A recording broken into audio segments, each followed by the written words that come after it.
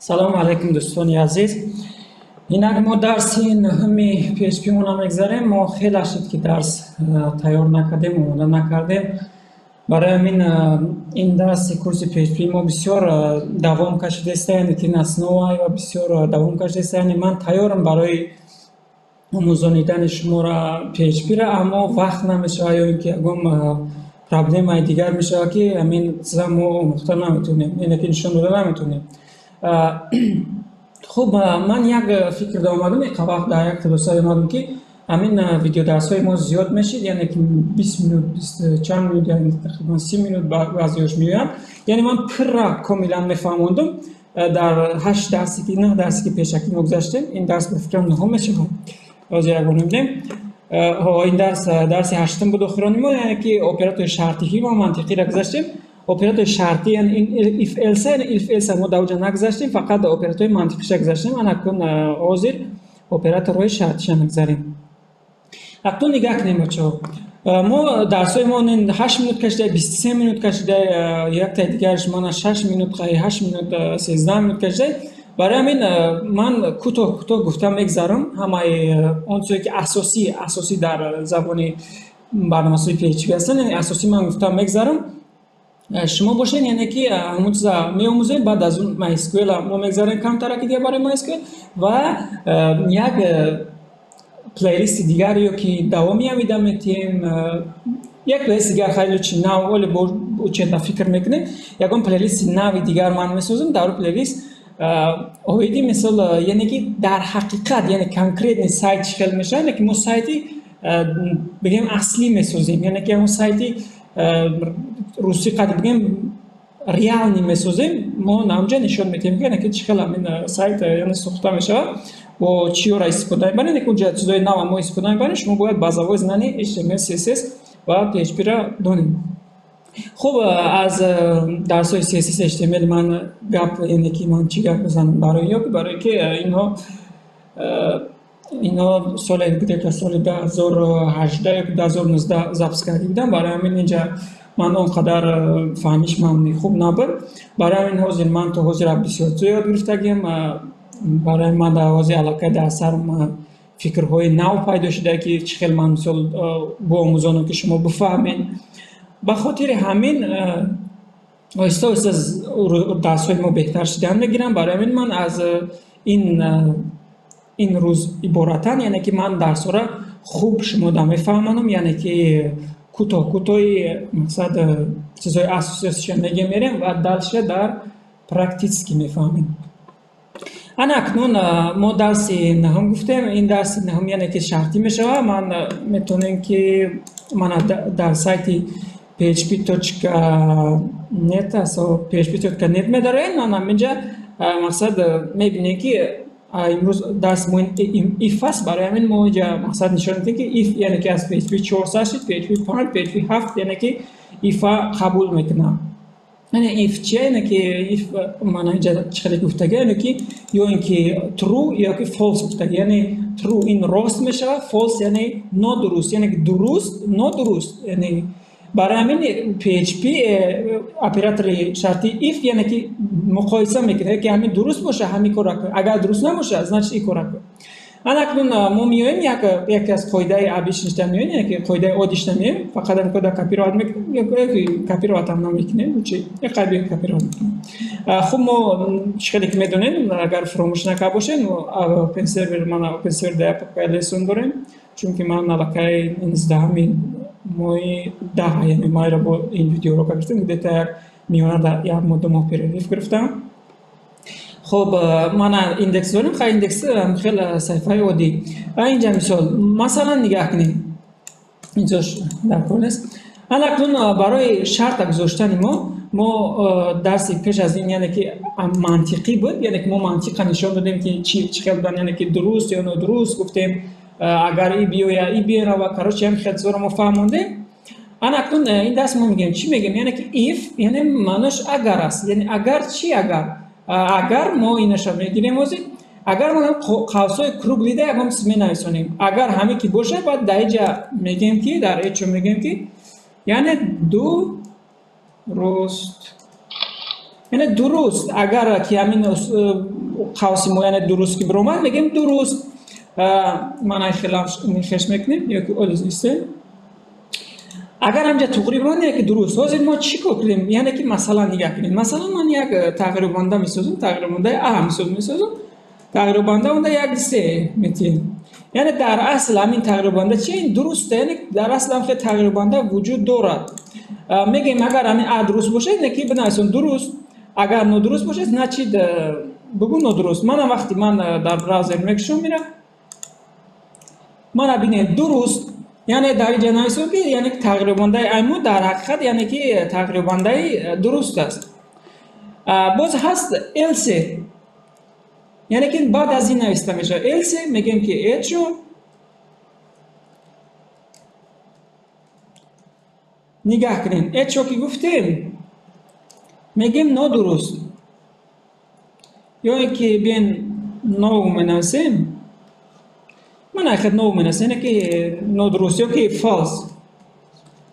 فالس نیست یعنی که نادرست در این حالت باشه من ببین چه خیلی که میبینید درست میبره چون که یعنی تغییر بنده ما درسته انا چی میشه که ما هم تغییر بنده را گیریم یعنی که ما همیشه تغییر بنده یعنی که وجود نداره در صفحه ما در این حالت چی میشه در این حالت من فالس میشه یعنی که نادرست یعنی این اسلوب دیگه مکر میکنم این یک خوب باز ایف چی داره ایف یعنی که من قوسای کدی در شده میشه نه در داخل قوسای کشودی نوشته میشه معنی این خیلی که در کدی که ما ساخته استیم من اکنون بینیم چی گپ شد این خیلی هم یعنی کار میکنه یکم چی نداره یعنی یکم خطاگی نداره اگر شما بخواید که یک سترک داشته باشید من خیلی فقط یک خط اگر کار کنید میتونه که به این قوس کنید نه که اگر من خیلی یکم اچو کردم با یکم کار کردم باید آیتش هم کنیم با یکم کار بکنید که از یک تا زیاد کشید باید عوضتی در داخل قوسای من خیلی ناخودآگاه بگیرید نه که من شما توصیه میکنم که دائم در قوسای من خیلی ناخودآگاه کار کنیم خب درسی اکنون ما خیلی کردیم بیاین یک مقایسه خوبی میکنیم یعنی که مقایسه میگیم ریال میکنیم مثلا میگیریم یک تغییر بنده ا میتیمش 100 سومون مثلا بگذار که همین تغییر بنده 100 سومون داره در خودش اکنون میگیم اگر ا خورد یعنی که خورد باشه از مثلا 10 ای ما ای 10 خورد است نه کلان است یعنی که این خطا شد مثلا چی خیل کنیم بیاین این خیل میکنیم مثلا 0 میکنیم میگیم ا خورد از 10 یعنی که اگر دو چیما در سرم همین اگر روقا خوب نمیشه خیلی مالش میفهمونیم مدام که سر کرده توخیش میریم خوب میگیم اگر همین 10 یعنی که یک انسانی پیدا شد من این مثال میگم یوزر یعنی یک انسان استفاده برنده یعنی که در کارتش داره 0 سومون یعنی که هیچ سومون نداره اون میگیم که اگر مقصد همین استفاده برنده یعنی از 0 خورد از 0 باشد یعنی که خورد از 1 باشد یعنی که ما اتوبوس میشنیم اتوبوس 1 سومون میگیره که مثلا میگیریم و وقتی میگیم از خورد از 1 باشد مقصد همین تغییر بنده خورد از 1 باشد значит بگیم که مبلغ کافی نیست مبلغ کافی نیست من اکنون میگیم با میبینیم اگر مثلا میبینیم یا اینکه خوش آمدید میگیم اگر که زیاد باشه از 1 میگیم خوش آمدید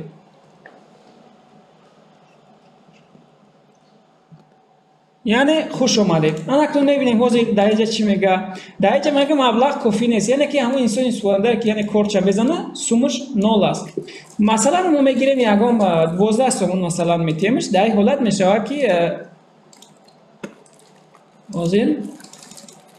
باز مبلغ کافی نیست گفته ببخشید در اینجا یک خطا کردیم و اینجا یوزر نویسونیم و اینجا باشه تغییر بنده در اینجا تغییر بنده ما فرق میکنه اینجا هم یوزر می نویسیم ما یوزر پراکتیس میکنیم.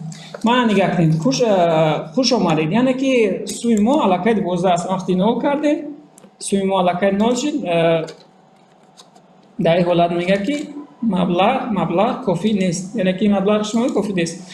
من اکنون باز اسلوبیه باز دیگر همون اسلوبیه دیگر شما داره، یعنی که if else اگر وگرنه اگر، یعنی که چه خیلی نگاه کنید ما میگیم if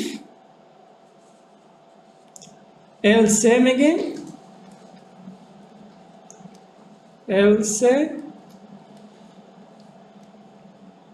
else if مثلا حالتایی میشه که بعضی کارت‌های تخفیفی میگن که با خاطر برای کارت تخفیفی گفتنش باید ما اسلوب بمونیم، یعنی که ما میگیم یعنی تقریبا در یوزری ما، یعنی که یوزر همون استفاده کننده که کارتش میزنه، یعنی پولش یعنی کلان یا اینکه خورد نه کلان میگیریم، یعنی کلان باشد از 50 کلان باشه، یعنی در این حالت بگه که یعنی که کارت شما تخفیفی است، کارتی تخفیفی مثال میگیم کارتی تخفیفی. من حاضر ما علاقه مبلغ کافی نیست میگیم برای که این تخفیفی نیست، من 51 مثلا میگم که از 50 زیاد شد، این کارت تخفیفی یعنی که این کارت علاقه تخفیفی شد. با همین ما میتونیم که اسلوبی های زیاد بمونیم. من هم خیلی میتونم چند تا که اسلوبی که میخوایم یعنی که موندن واسه از برنامه‌ای که ما چخیل میسازیم از واسه از همون است. انا کن باز سپراوشینگ ما میبینیم که با چی چیزا داریم، یعنی ایده همین پوین میایم میبینیم.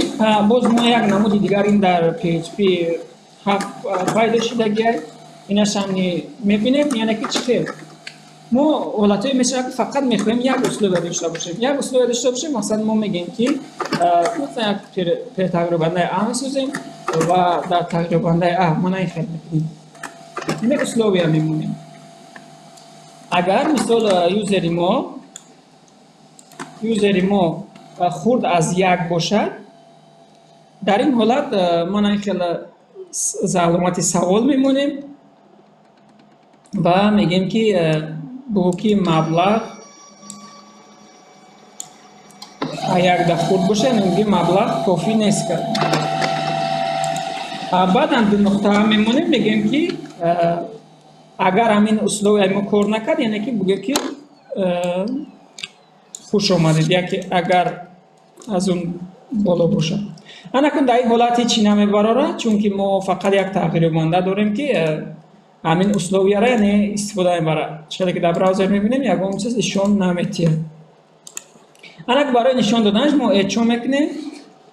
ما در درسی یعنی استراکر نشان دادن ما گذشته کردیم که یعنی متن نشان دادن که یکی ما نقطه میمونیم، این نقطه معنی نداره که ما یک متن با یک متن دیگر پیوست میکنیم. یک بیر میمونیم برای پویم پرتافتن. انا اکنون در اینجا باشد ما تغییر بندمون میگیم تغییر بنده امون. انا که تغییر بنده ام میبینیم یعنی که چی در داخل خودش داره. انا خوش اومدید. برای چی خوش اومدید؟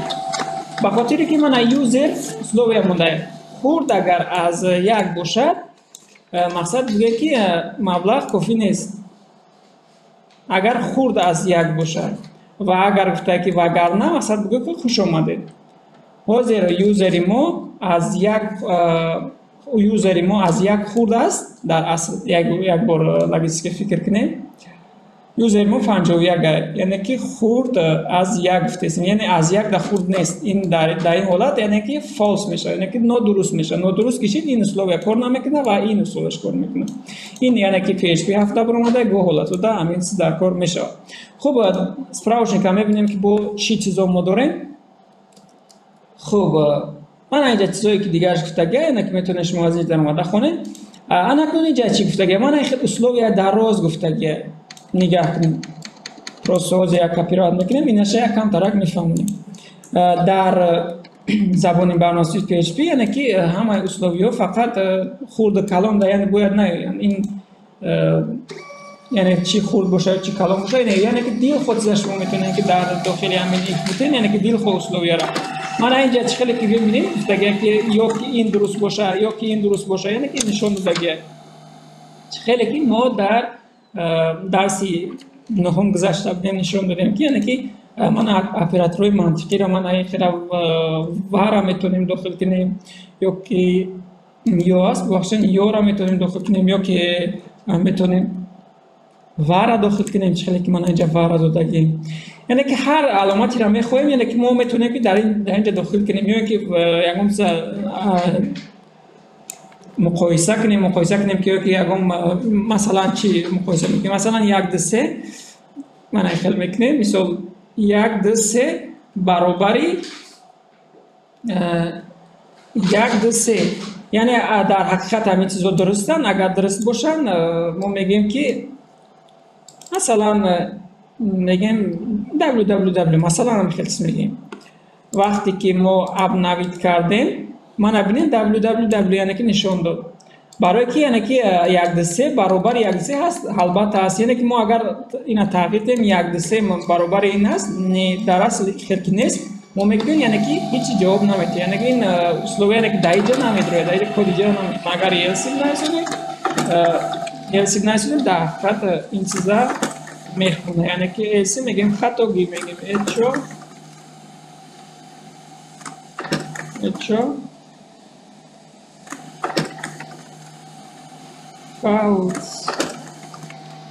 فالس میگیم یعنی نادرست. در این حالت بینین فالس یعنی میبرابر یعنی که این چیز خطاگی است. خود شما در شاید سوال پیدا شد که یعنی که من خیلی کم چی خیلی که در براز تا کلمه را برآورد این چی معنی داشت، یعنی به خاطر همین عذر من در اول ویدیو اینستا شما فهموندم که من همین خیلی نشون داده یعنی میگذارم در همه جای یعنی در همه ویدیو رو که همین خیلی گذاشته نشون میتیم میرم در همین من همین خیلی نشون میتیم میگذارم و بعد از این ابیزاتلی من کورسی پرکتیس که یعنی PHP قطعی یعنی عموما سایت من میسازم که در اونجا شما این چیزایی که ما نویسونیم خوب میفهمینش. خب این بود درس امروزه ما، تا درس دیگر در پناه خدا خیر.